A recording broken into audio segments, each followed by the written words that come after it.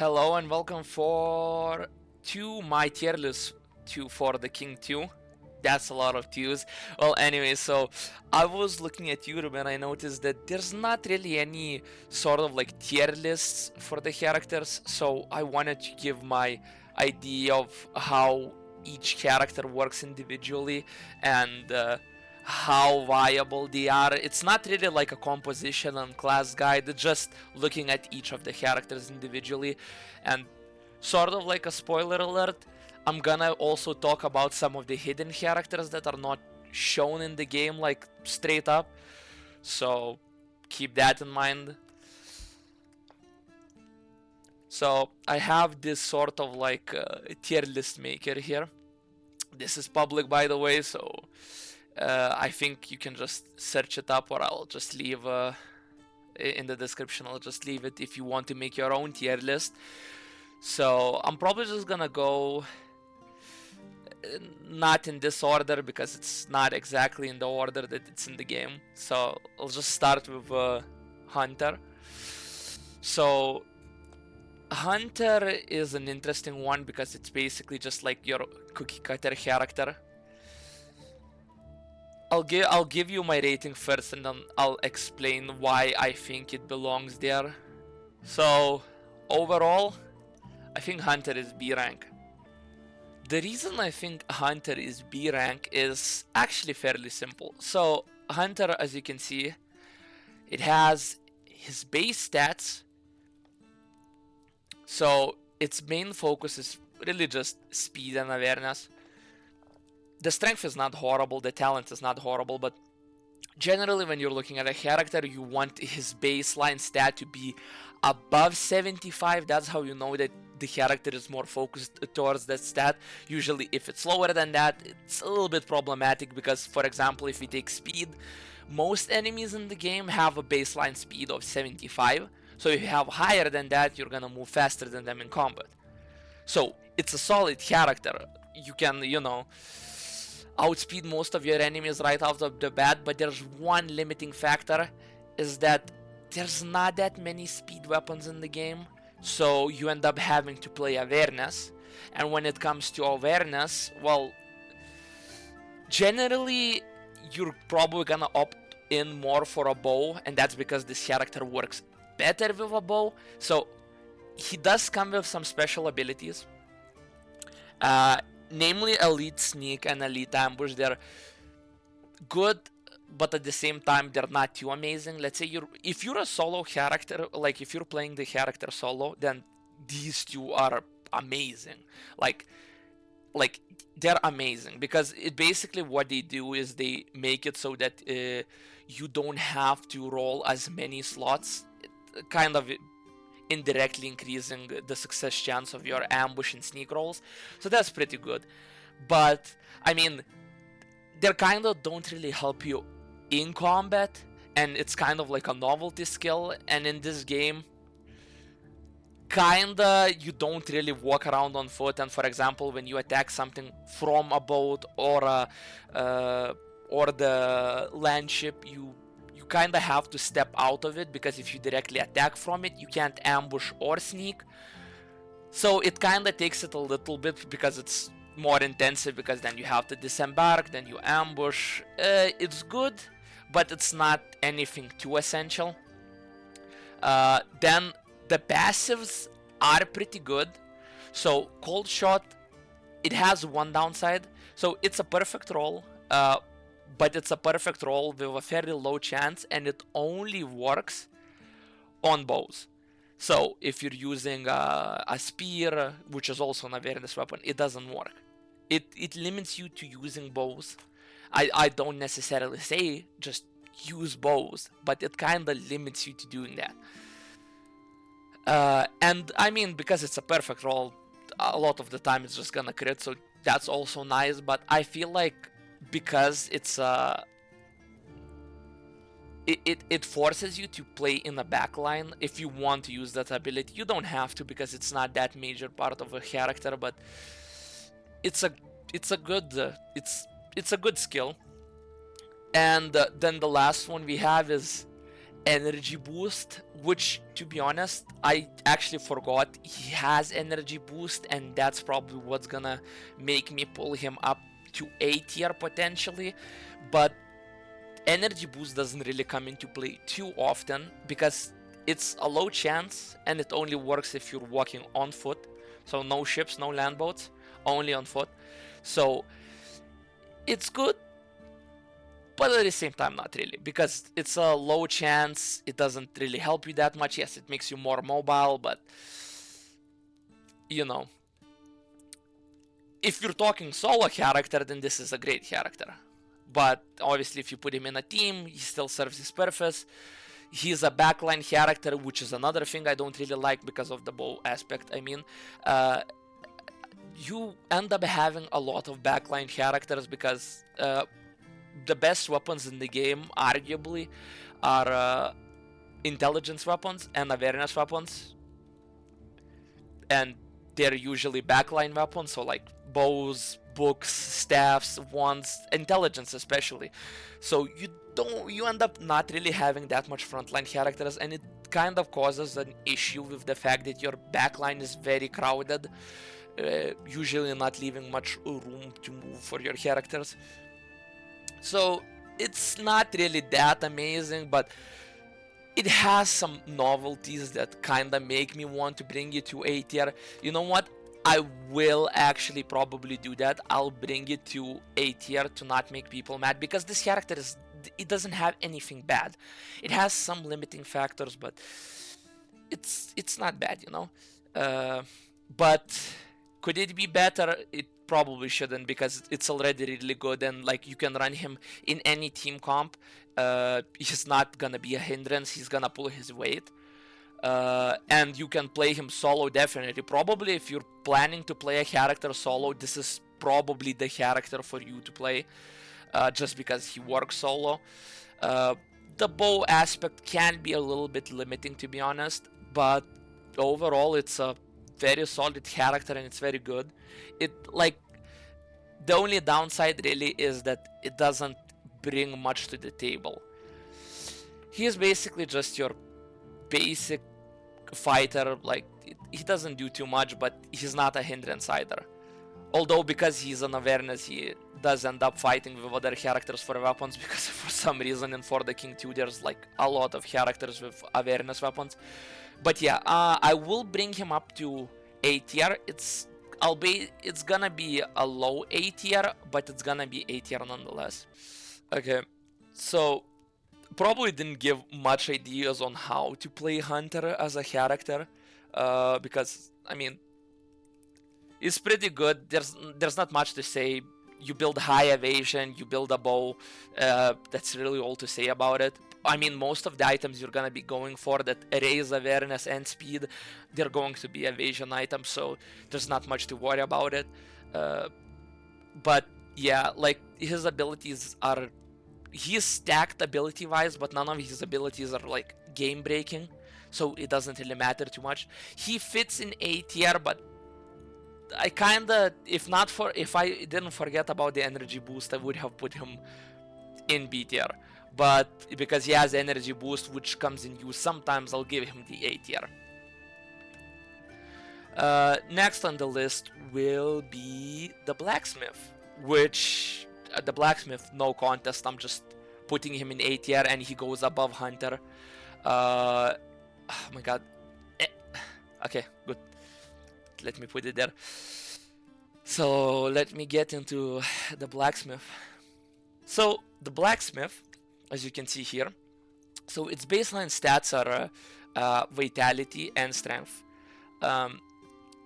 Kind of one thing I don't like about the Blacksmith is the speed. The speed is extremely low. Like, it's extremely low, but I mean, you're not playing the Blacksmith for the speed. You're playing him because he's a frontline character, and that's what you should use him for.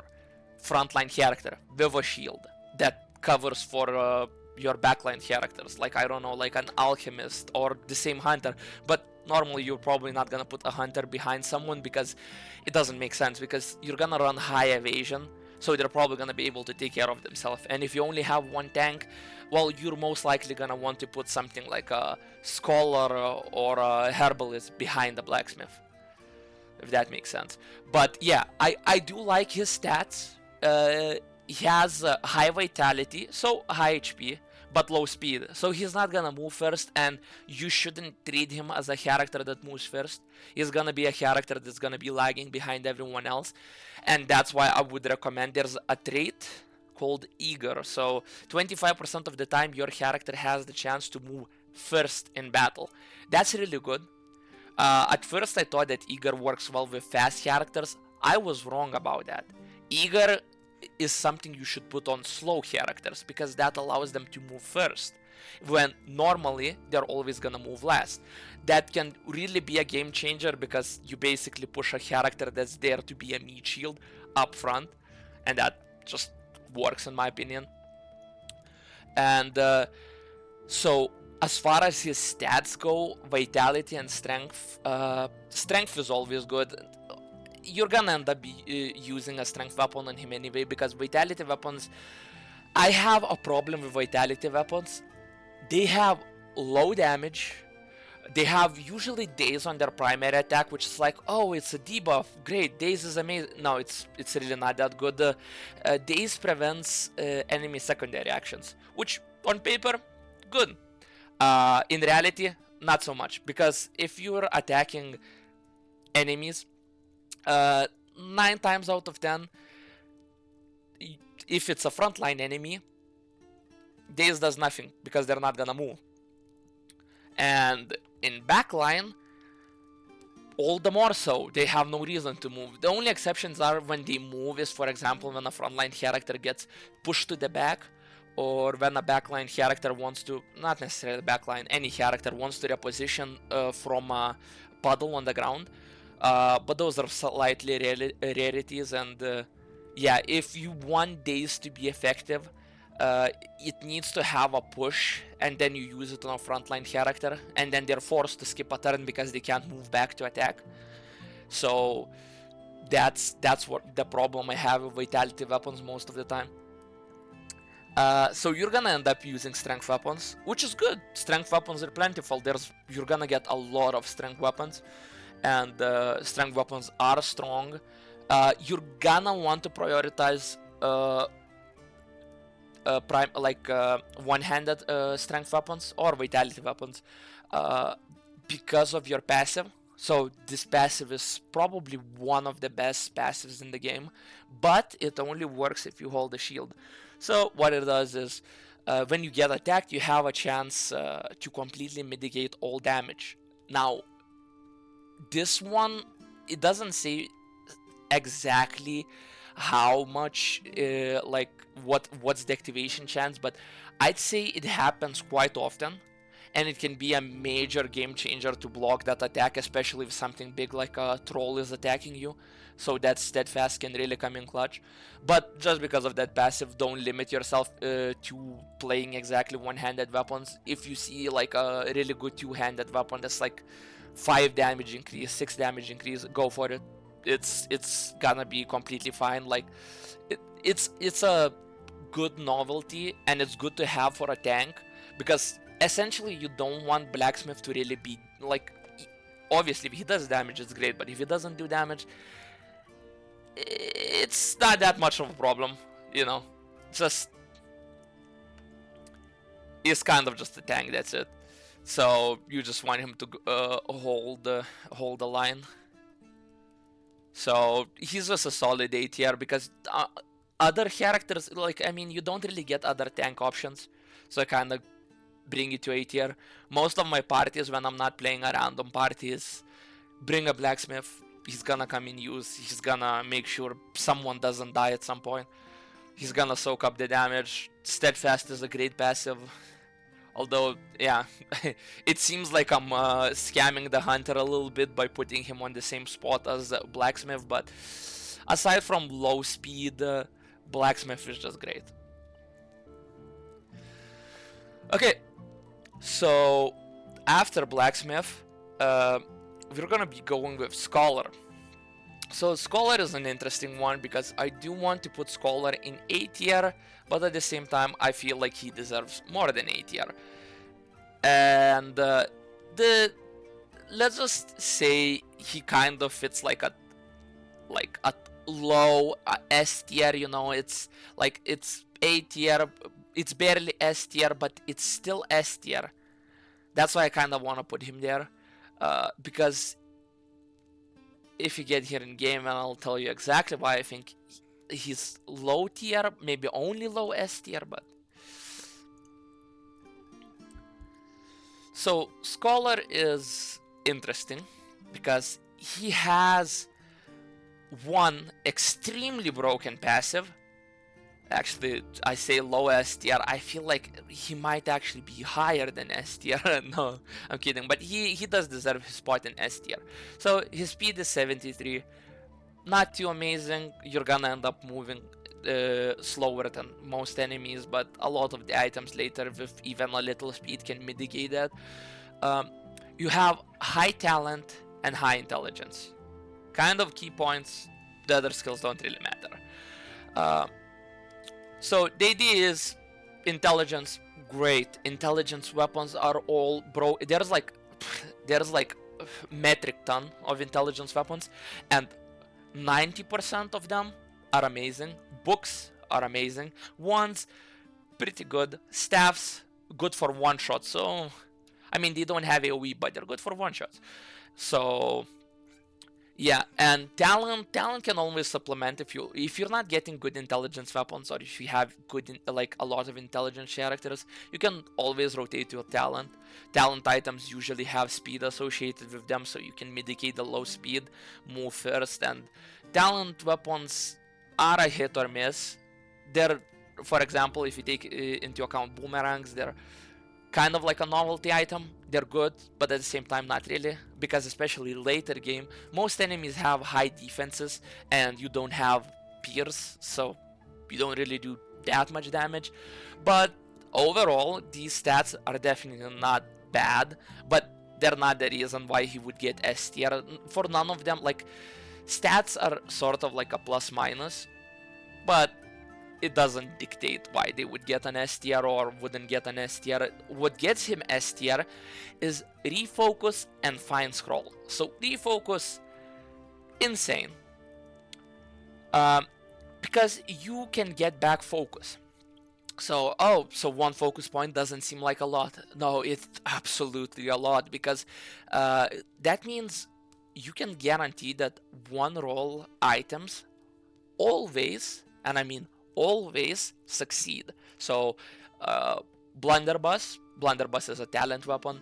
Cannon is a strength weapon, but it doesn't matter because it's a one roll. That means if you use focus, you're always gonna hit that. Suddenly it doesn't matter what stats you have, because you have the option to use that focus, and then chances are you're gonna get it back. Refocus procs quite often, so that's really good. And just with this skill, he would probably earn his spot in S rank. But then you have Fine Scroll. Fine Scroll, out of the abilities that generate, not the most OP, but definitely strong. So basically, Fine Scroll, same deal as Refocus, chance to get a scroll at the end of your turn. Scrolls, like, you can get an identify scroll that basically just helps you see if a mimic is a mimic or not. Not too useful most of the time. Even if it's a mimic, you're gonna want to fight it for items unless you're really screwed. Vision scroll, great. It's fantastic. With the increased map sizes, vision scroll is usually a must buy, just because you can save so much time by not exploring areas, especially when you need to find that dungeon or that sanctum. Teleport scrolls, absolutely amazing. I'm not sure about portal scrolls. I don't think I have ever gotten a portal scroll, but teleport scrolls are really good. Like, it basically saves you, because of your high intelligence, it saves you like what, 10-12 movement points. I'm not sure about the number really, but it's really useful. It's a really solid character. Like, I wouldn't say it's a must include, but if you want a magic character then it's good. The thing that kinda brings him down a little bit is the fact that all the other really good characters are intelligence characters, so that's kind of the one thing that brings him down a little bit. Stablehand. Stablehand is interesting because Stablehand is basically the idea of a hunter, but with a melee weapon, sort of.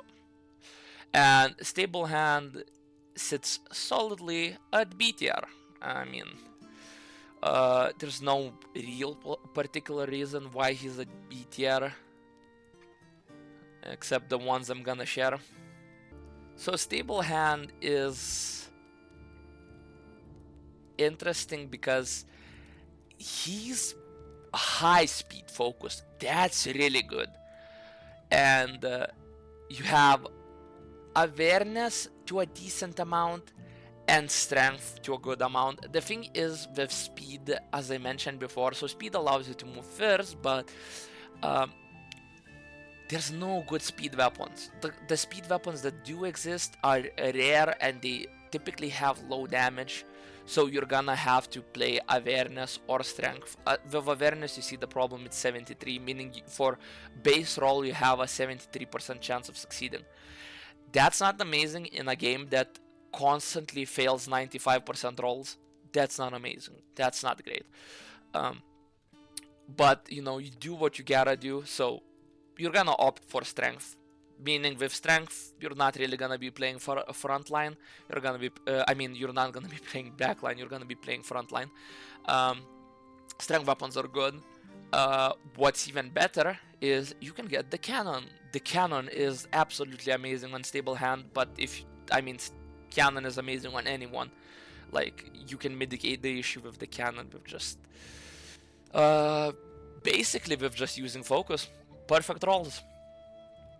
So yeah, the speed is amazing, the strength is good, the awareness is meh, the other stats nothing to write home about, it's not that good. The passive is a novelty, it's not amazing, it's just a novelty. So consuming last focus in combat will provide an extra primary action. That is good, and at the same time not really. There's one thing that you can completely abuse. It's very possible. So you hold him constantly at one last focus. You go into fight, especially if you're using a cannon. If you get a bonus action on like a plate or something, you can shoot the cannon with focus. You get a second action. You reload. You shoot the cannon again. Now, if you have a hat or a trinket with refocus, there's a chance after you finish that combat you're gonna get that focus back.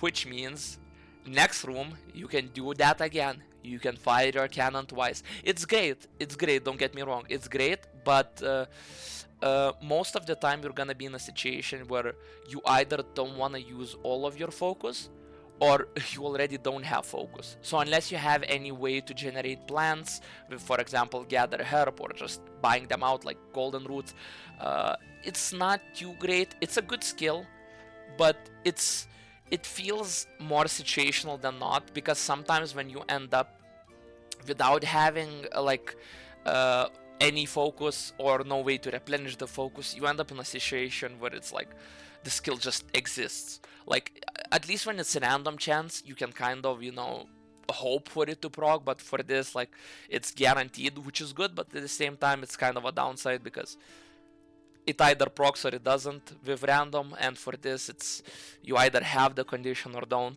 At least you can control it, that's the good part, but it's nothing that brings the character up, coupled with its fairly mediocre stats. So it's kind of a B tier. It's good to use, don't get me wrong, because typically unless you're using a cannon, you're gonna sit on the front line, and front line is always good to have. So it's great. You can do some crazy one-shots with good weapons and hard work abuse, but it's good. It's not amazing. Would I use him in my party? Yes, definitely. Like, anything B tier and above, I would use in my party without a second doubt. And I feel like it's good. It's fun to use. and you shouldn't refrain from using it. It's a balanced character that you can do some crazy stuff with, but it's not necessarily broken right out of the gate. Okay, next it's going to be the Herbalist. So the Herbalist goes straight to S tier. Okay, so there will be, without spoiling too much, there's kind of a pattern. Basically, if you can generate resources from nothing, you kind of earn your spot on the S tier. So I feel like Herbalist and Scholar are... Herbalist is, I think, a little bit lower than the Scholar, but only a very, very tiny bit. So the Herbalist has good stats. As you can see, strength, vitality, speed. Speed is very low. It's a very sad part about the Herbalist, that speed is so low. But even regardless of the speed, it's a pretty good character. It's not the fastest, but there is a route that you can opt in that makes it fairly good, and that is the awareness route. As you can see, you have good intelligence and good awareness. Arguably, well, not awareness may not fall under the category of the best stat. I feel that like that goes to intelligence, so 9 times out of 10 you're gonna want to opt into having an intelligence weapon, but most of the time I end up running like 2-3 mage characters, most of the time too, so I can opt in to passing off the intelligence, you know, and go for awareness.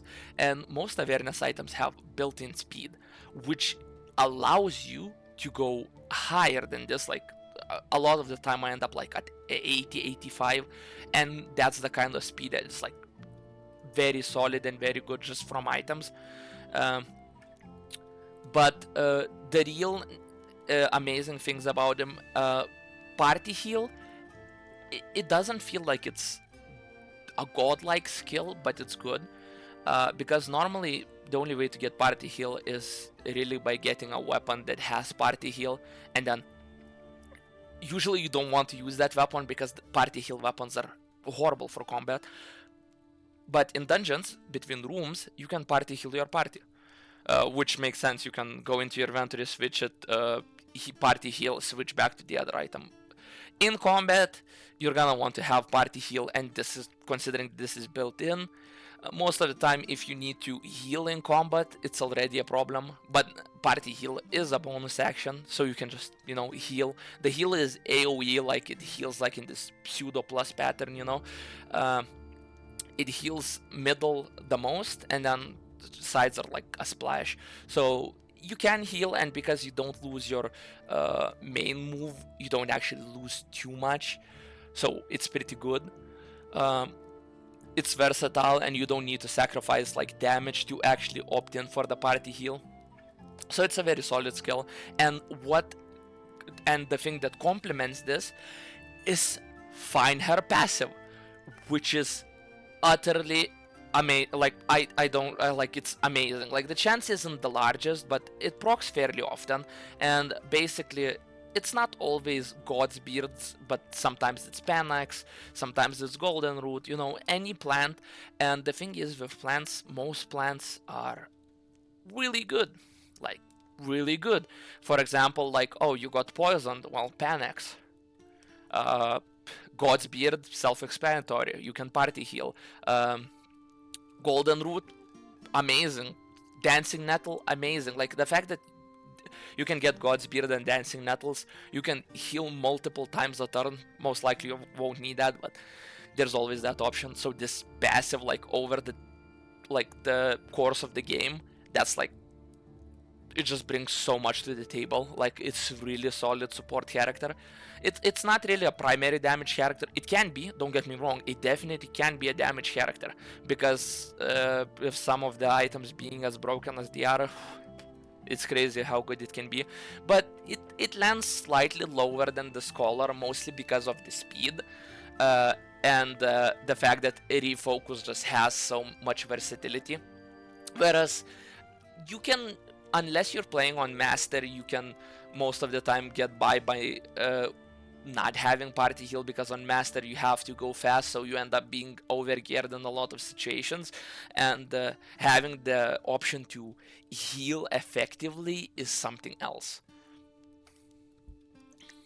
Next, actually further than this line, all of it is gonna be spoilers because you can see the characters, but I'm gonna also talk on how they're unlocked, and you can't really see them in game unless you've played past some stuff.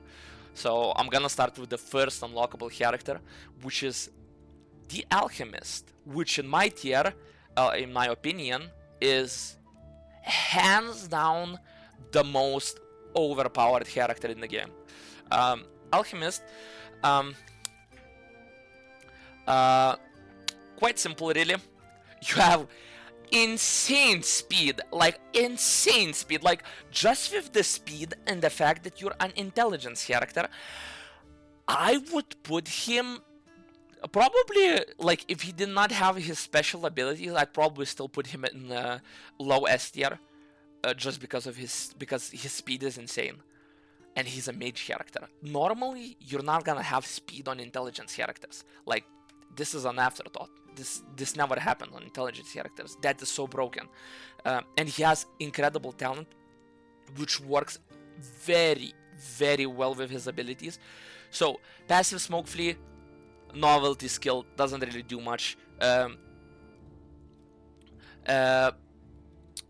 This, I'll be honest, I think this might, like, the way it indicates is, like, from what I understand, that if you're getting attacked, you can escape from it, but from what I noticed, that this works like a runaway skill. So basically, when you're standing with your character at the end of the tiles and you click flee, you have the 2 roll and then you can run away. With this, you can basically just flee from anywhere on the grid. Just click the button, roll it, you're out. The smoke flea. Never used it, never had to use it. If you're in a situation where you need to run, chances are you either got ambushed in a bad situation while exploring the map, or I honestly don't know, but most of the time you won't need to flee, so this is kind of a novelty skill. I'm glad it's there, but it could get removed. It makes like no difference to me. And then the most broken ability in the game, probably. So, chance to get a random potion. So the potions are like these bombs. You've probably seen them in the game. A lot of enemies throw these. Bombs are insane. Okay, so it's a consumable damage item. It may seem like, oh, because it's consumable it's bad. No. The fact that you can make a bonus action damage item, so you throw these without consuming your turn. Most of these are 1 rolls, 4 talent, 2 rolls, 4 speed. Your speed is 81, not a problem. Your talent is 75. That's pretty good. And you make these. So if you have extra bonus actions, or you have a dancing nettle to increase your bonus actions, you can literally go into a fight. Over the course of the game, you stacked up some bombs. Maybe you have 5, maybe you have 6, maybe you have 7, who knows. You can throw them, nearly all of them, in 1 turn. In 1 movement, you're gonna clean up the whole room. And coupled with the fact that you have 81 base speed, chances are you're moving first. Especially if you have any speed items. You're gonna move first. You're gonna clear the room. It's insane. It's completely broken, and I think, like, for how often he makes potions, he shouldn't do that. Or I don't know, like, I feel like his stats are fine because it's cool to see a fast intelligence character, but the make potion ability is just breaks him completely. Like, it makes him so overpowered. I can't even. Okay, next we have oh yeah, I didn't really see. So for Alchemist, for those who don't know how to unlock him, so in the first scenario, when you're going to the prison car to save the woman, when walking, you're gonna hear a call out, "Hey, help me!" And in that general direction of the map, there's gonna be a broken cart that's gonna have the Alchemist. I think it's a talent roll, so you have to go there, you have to max roll it, and then if you roll the max roll, you're gonna unlock the Alchemist. Then you just have to buy him from the lore store. So as I was talking, so Pathfinder. Pathfinder, not much to say. Solid character. Goes to A tier. I'm kind of torn between going between higher. Honestly, I think Pathfinder is just top of A tier. So Blacksmith, just solid tank. Hunter, stack damage dealer. The only fact is Hunter is kind of selfish. Pathfinder is a different situation. So Pathfinder has honestly great stats. Speed 75, good. 75 is when I consider speed to be in a very good spot.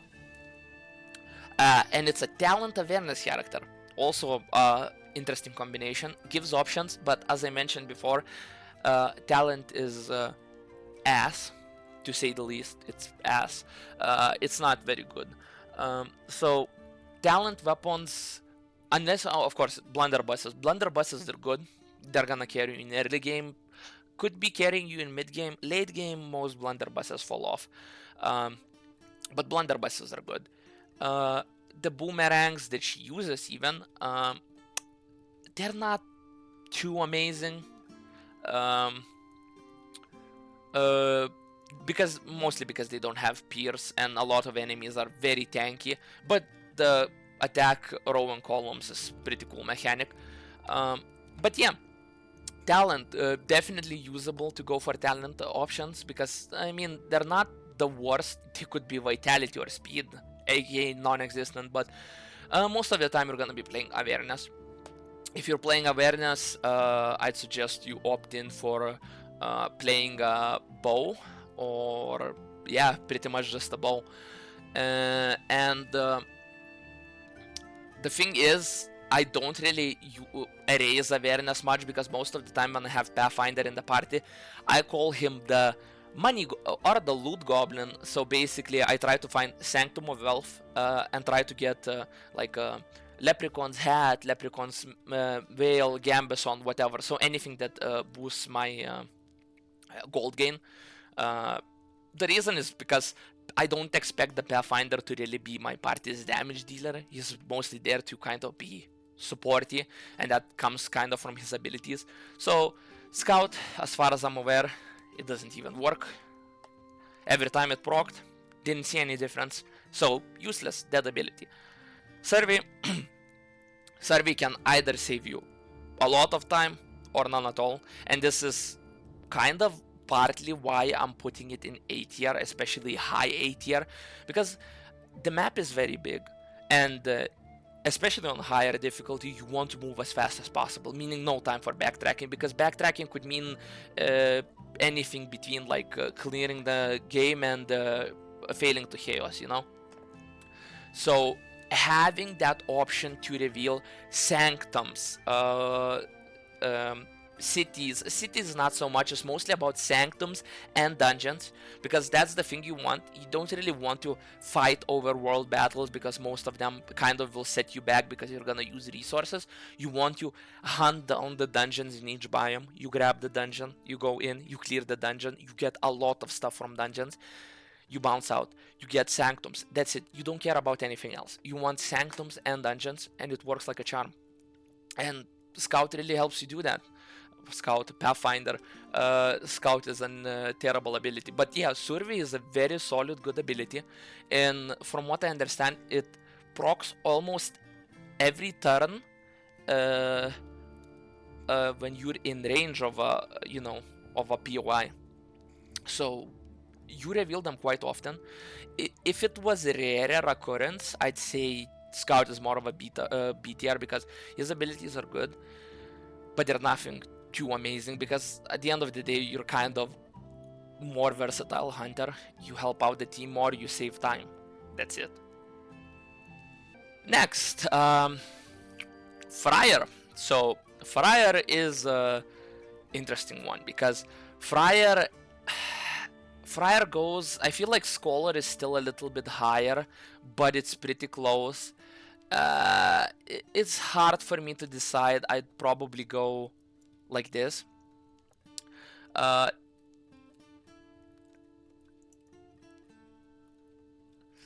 So the reason I would go like that with Friar is because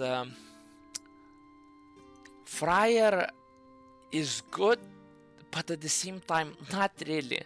Uh, the speed is low, which I don't necessarily mind because, as you can see, shield. So he's a tank. That's gorgeous. And then you have Vitality, Intelligence.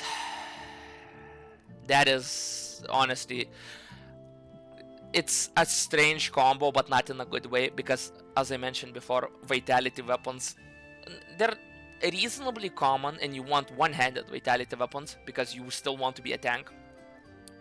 So, Vitality weapons are good, and like,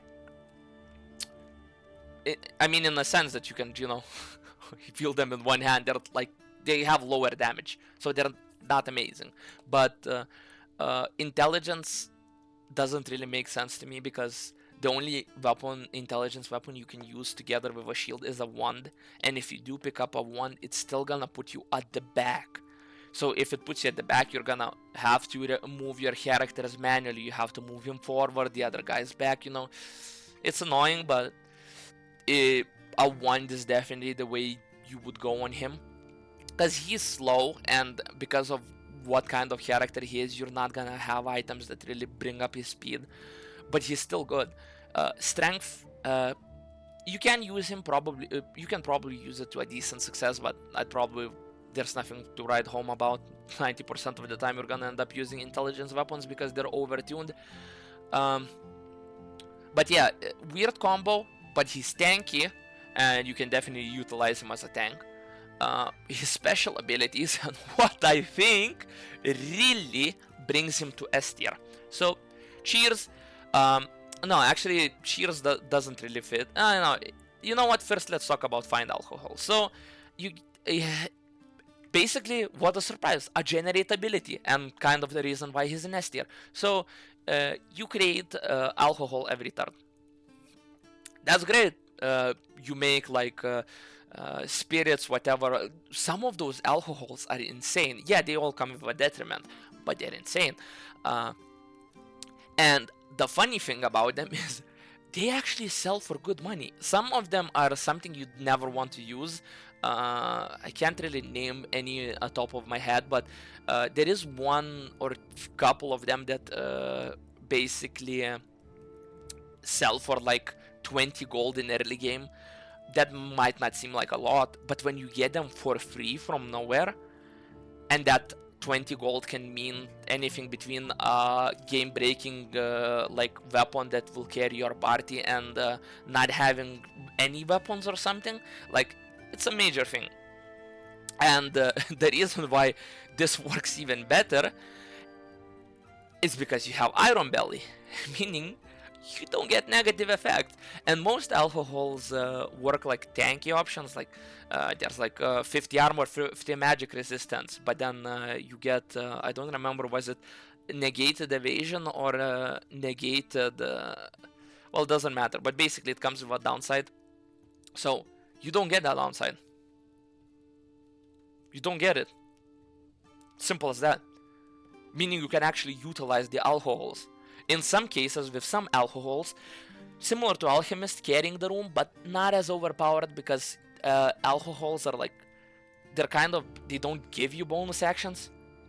No, I mean, there is, I think, one that gives you primary action but causes confusion.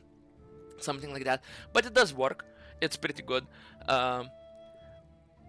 And the thing that I don't like about this is Cheers. Cheers is weird. Chances to pass on effects from alcohols, which is very problematic in one sense. I think it might be bugged, but it might not be.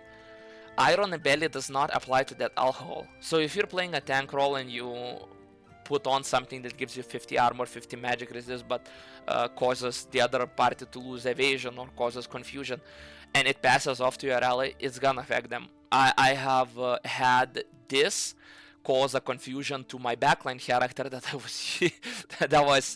sat behind the Friar, and he just ran away from combat. I hope it's a bug and it's gonna be fixed, but if it's not a bug and it's intended feature, that's kind of a problem. If it's an, I mean, I don't know how to feel about that, because it can sometimes cause you more problems than it helps. But overall, he's a solid character. The alcohol generation is great. I think he might be, just because of that, he might be low S tier, but I'm keeping him where I am because he has the option to be a tank. And tanks, most of the time tanks are not really good, because even Blacksmith, calling him good is kind of a stretch because he's very slow and he's clunky, but he's decent. So next, I didn't really talk about where to unlock Friar. I'll be honest, I have no idea how to unlock Friar. I just got it after the third scenario, was it? Similar to Pathfinder, I got Pathfinder after the second scenario. I'm not sure if there's specific unlock conditions or if it's just complete the scenario, but you know. So, Shepherd. Straight D tier. I'm sorry.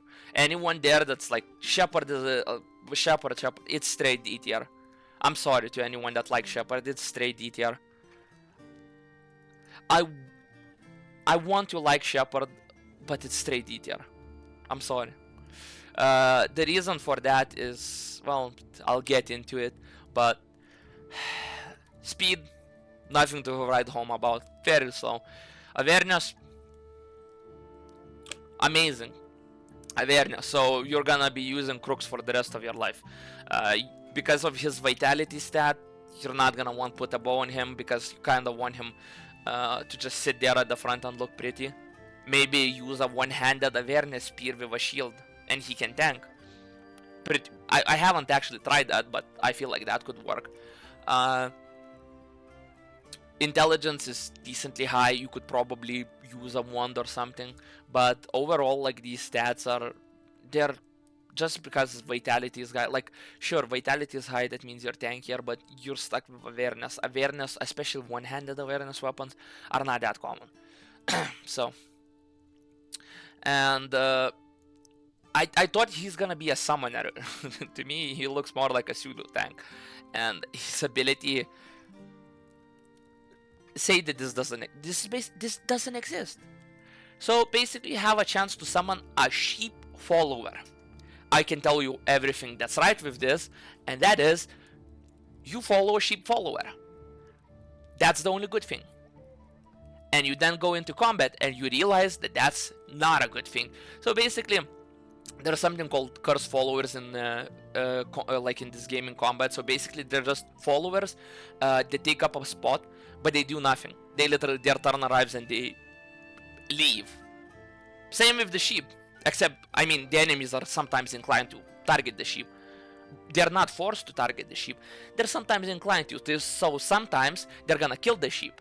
The fun fact about the sheep is the sheep has 1 HP and it doesn't scale, meaning throughout the entire game you're gonna have a 1 HP sheep that stands at the front line and does nothing. It's gonna 99% of the time die to an AoE attack and do absolutely nothing.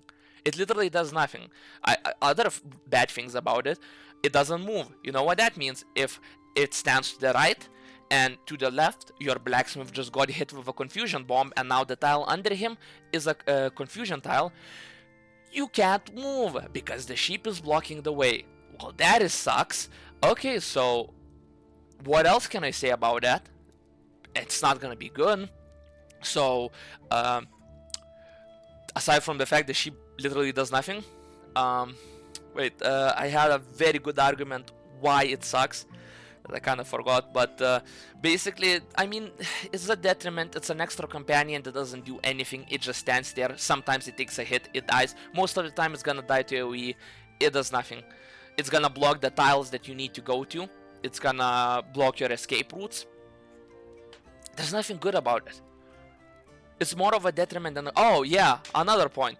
Let's say you go with the shepherd. The shepherd has all of your money. He goes into the shop. You see that one merc you need. And it's like, you don't have any time. You have to go to that boat. You have to leave for the next continent to save time because chaos is approaching. You go to the shop. You're like, oh, I need to buy the follower. You have a sheep with you. You can't. I think you can't dismiss a sheep. I'm pretty sure you can't. Maybe you can. I don't remember exactly. I know for a fact that if you find a better animal in the wild, like from the question mark, so like a wolf, you won't be able to take him because you have a sheep. I have tried that before and I've gotten him blocked. I'm not sure if it's mercenary. Maybe you can buy a mercenary and dismiss the sheep, but I think you can't. So you're kind of fucked. You can't get that mercenary because the sheep is blocking him. I think it's more or less something like that. I'm kind of scared to give false information, but it's not good. It's more of a detriment. Like, this ability, like literally, if he didn't have any abilities and he was just like this, he would be higher ranked because he doesn't have this ability. This ability is just bad.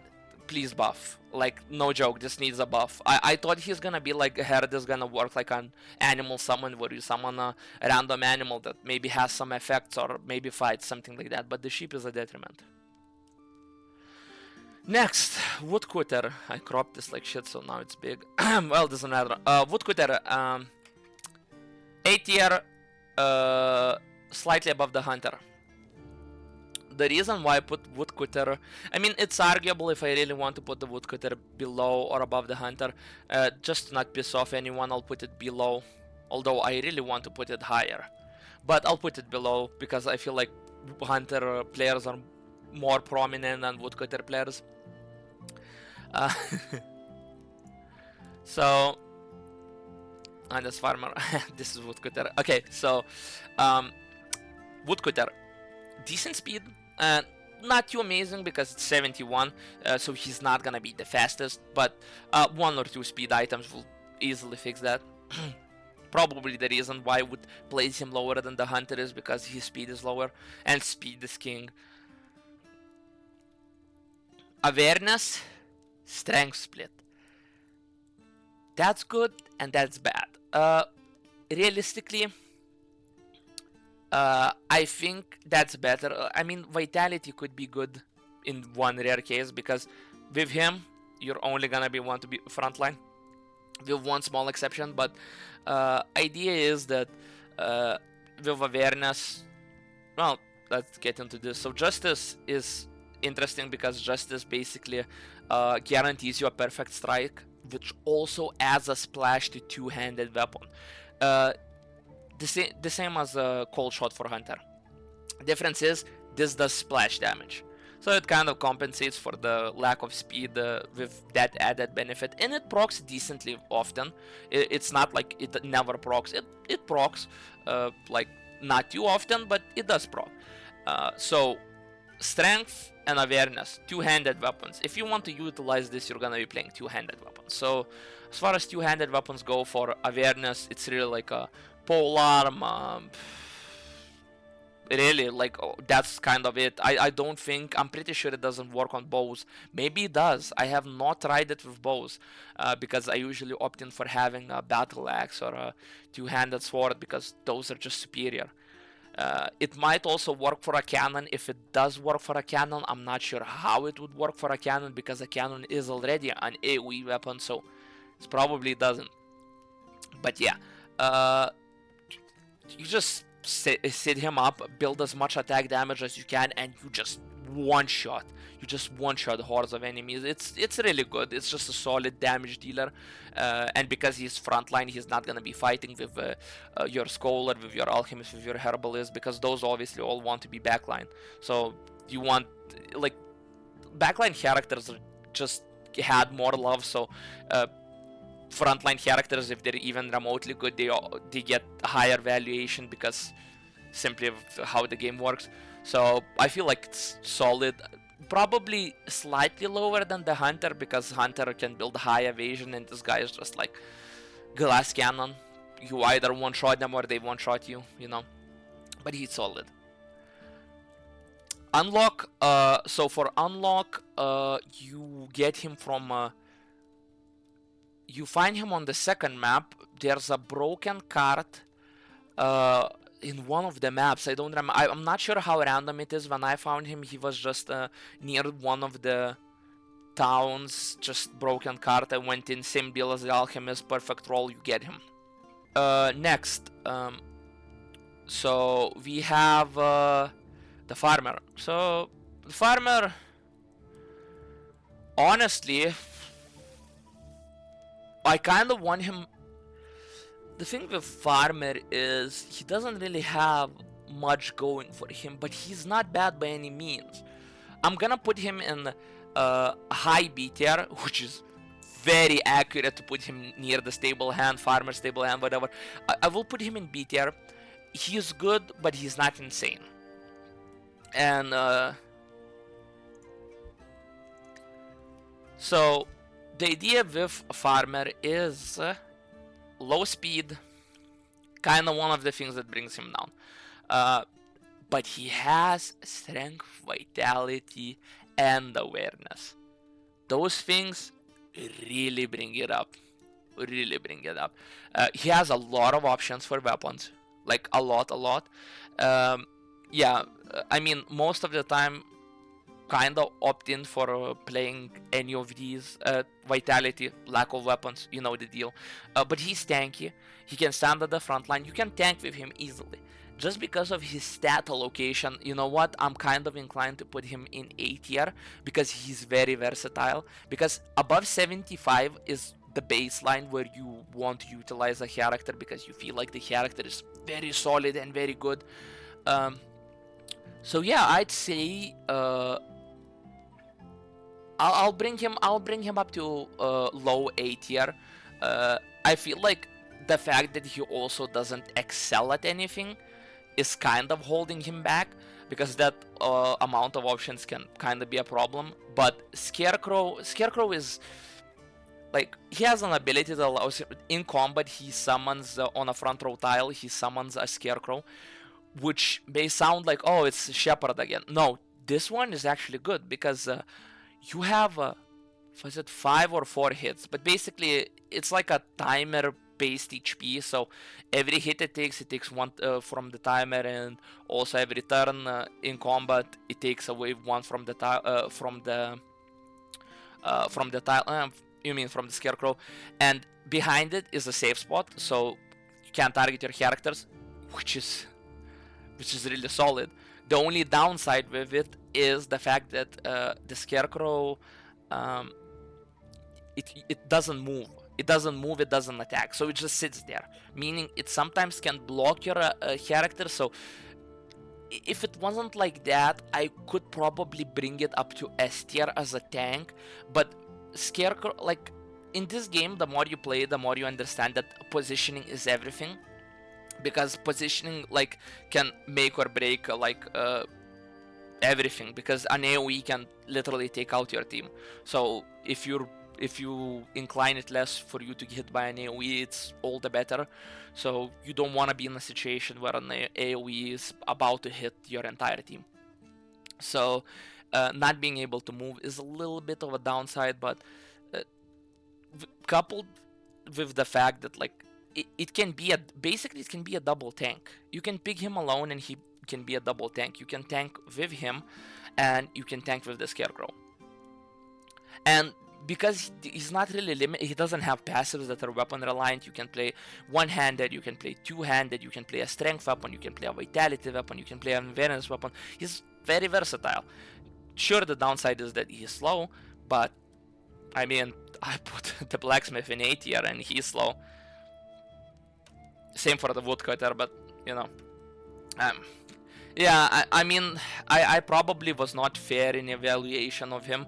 I'll bring him to low A tier, but I feel like it's at this point personal preference that spawn characters not allowing you to move, especially when they don't bring too much value to the table, because the Scarecrow doesn't technically scale, and the amount of AoE is ever increasing, so 9 times out of 10 your character is not getting hit because they can't target him, but he's getting hit because he's getting hit with AoE.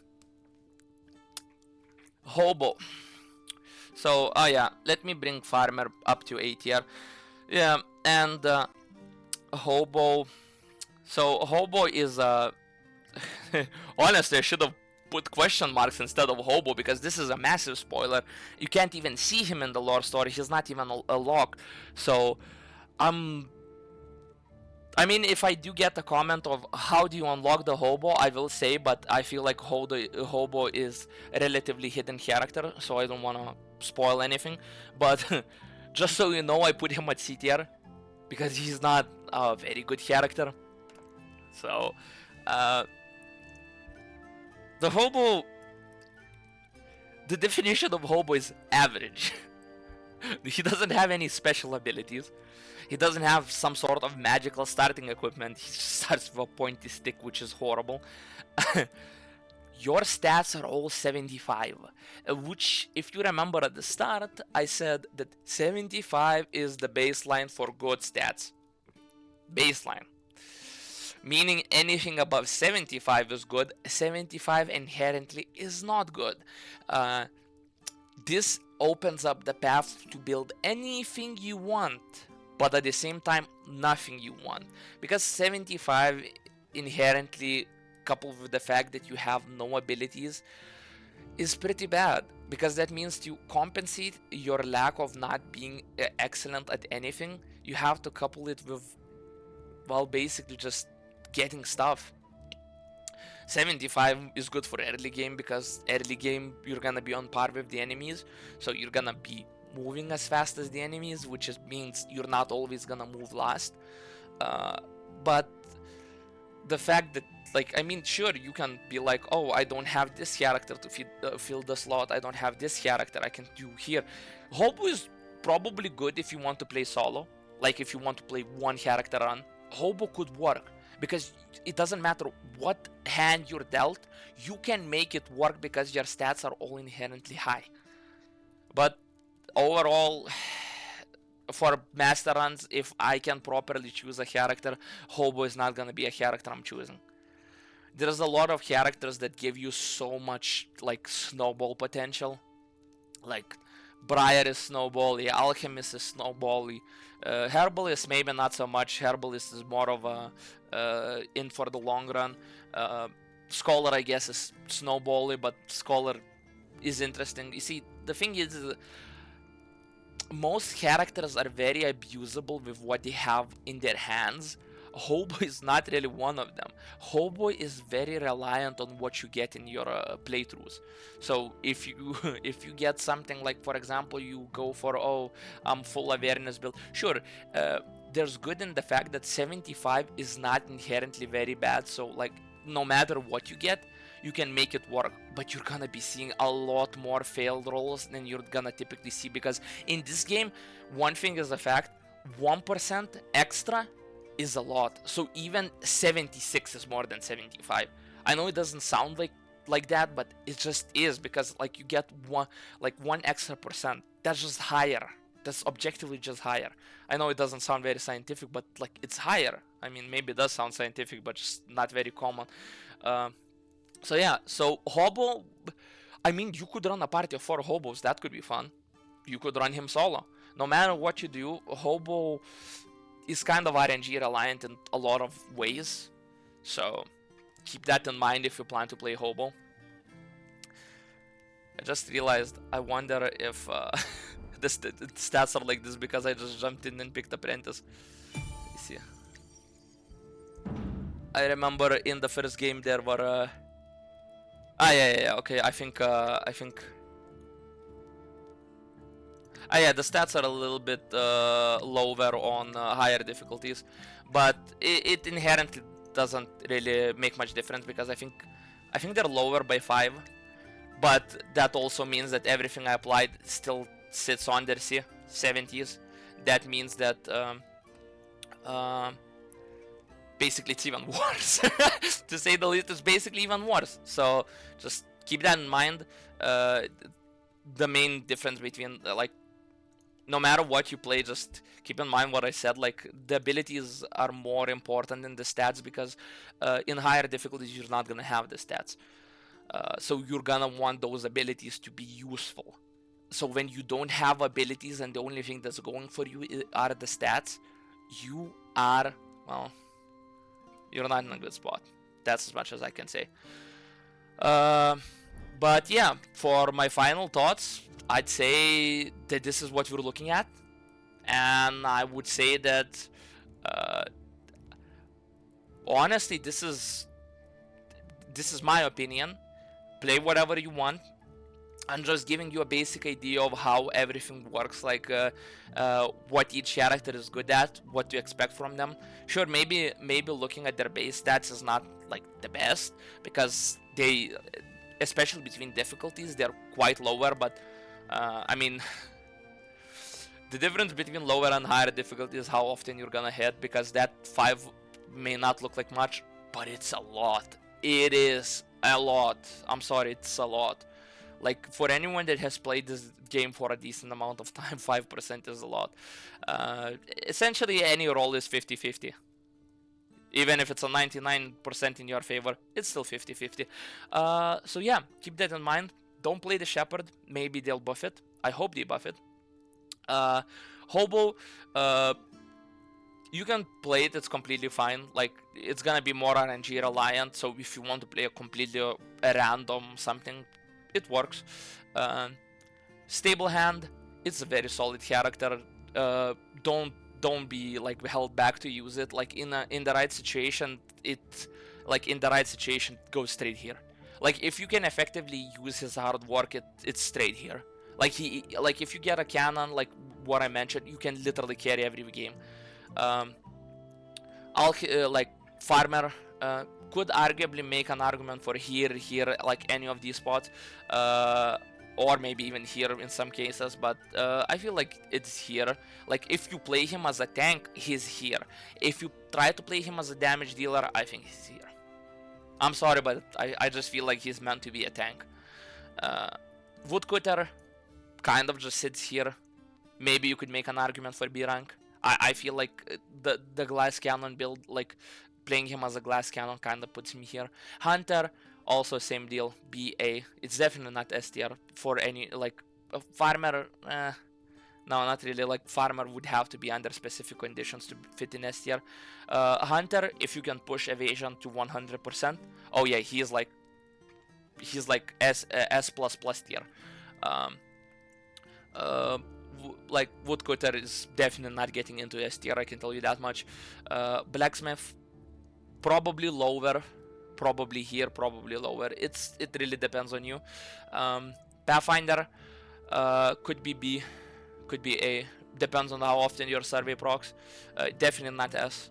Like, anything that, like, pretty much like anything that's in A tier could be S, but they need to be under specific conditions. Stablehand could definitely be S, but extremely specific conditions again. Shepherd, no, Shepherd is just sitting here. Hobo and Shepherd are basically just sitting here.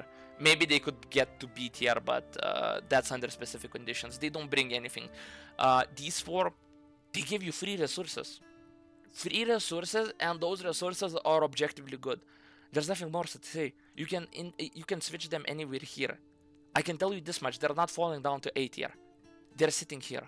They're comfortable here, they like it here, they're gonna sit here, unless they're gonna get nerfed. Alchemist, I would not be surprised if they decided to nerf Alchemist, because Alchemist is definitely overpowered in the current state of the game. But, you know, that's just my ideas. So, take it or leave it. Don't forget to rage about it to me in the comments, because there's gonna be like, how could you put Shepherd in D tier? The Shepherd is S tier. I mean, if he's S tier for you, then he's S tier for you. Who am I to say anything, you know? It's S tier for you. Have fun with it. Have fun going to your first master run and getting fucked up because you couldn't move anywhere because of the sheep. But yeah, if it's S tier for you, it's S tier for you. Who am I to say this? I'm gonna leave this a link for this in the comments. So if you want to make your own tier list, send it to someone, then have fun, and have a nice day.